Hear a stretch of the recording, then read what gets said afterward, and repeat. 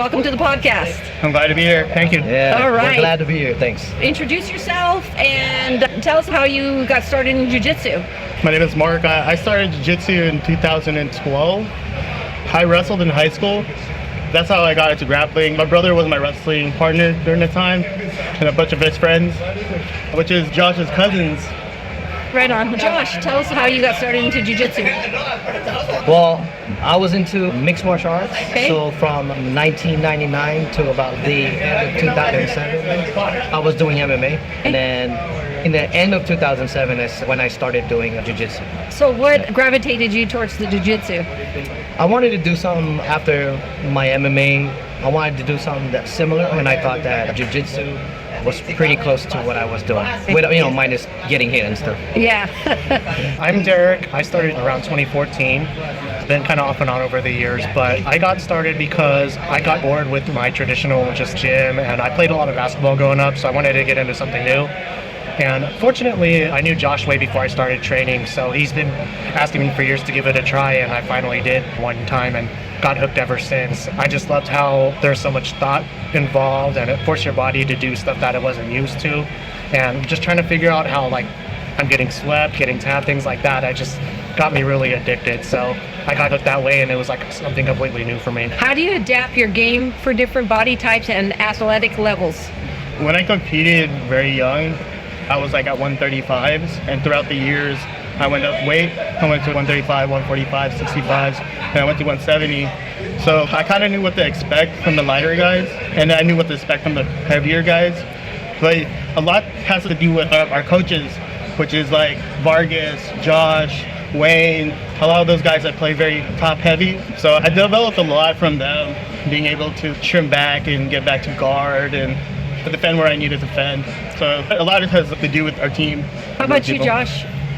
When I'm rolling with whoever it is, I like to feel out their pace and feel out their movements. And then from there, as we're rolling, I kind of dictate what I want to do. I feel like as long as I'm able to do what I'm doing, then it's good. You know what I mean? Right. I think they're going to be in the defense most of the time because I'm just doing what I want to do. You try to stay ahead of them. Yeah, try to stay ahead. Do your game, play your game.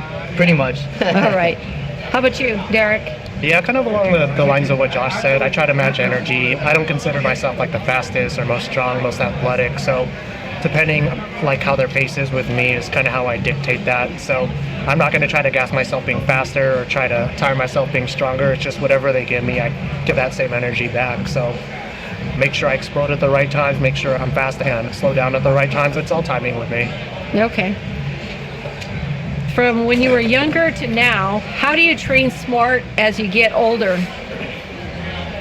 You want to answer this one more? Yeah. Honestly, I think it's just knowing your partners, being honest with other people that you roll with. Like everyone says, it's not ADCC, we're here to learn. Right. We're here to make sure everyone's safe because we still want people to come in feeling that they're capable. The higher belt, we do have a responsibility towards their safety. Yeah. How about you, Josh?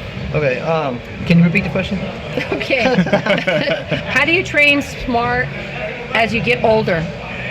Definitely, I try to slow down my game and be more defensive if they're more athletic, because then I feel like they can be athletic as they want, and now I get to learn my defenses.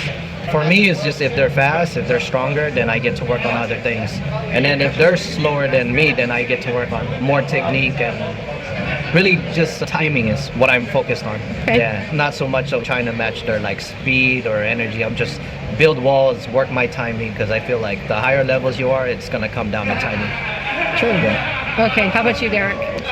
Yeah, I like to go at my own pace too. I know Josh mentioned about more athletic, more strong guys, but I just try to find openings. I don't try to force them or try to beat them to a certain position. Well, I do, but not in the way that you would think. It's just if it's open, I'll work my way there.